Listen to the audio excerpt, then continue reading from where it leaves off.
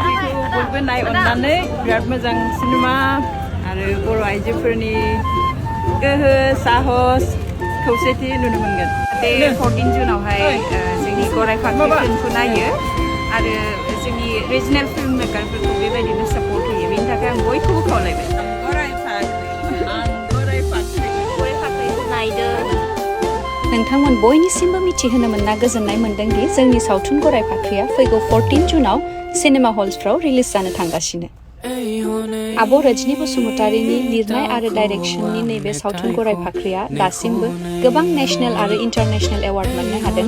बेनिखायनो जाय बिथांमोनहा जोंनि बे सावथुन गराय फाख्रिखौ नायनो होननानै नेनानै दं, नोंथांमोना बयबो फैनानै जोंनि बे सावथुनखौ नायफैनो हागोन। गराय फाख्रि गराय फाख्रि बरिया गराय फाख्रिखौ नायगोन। गराय फाख्रिनि जै नायगोन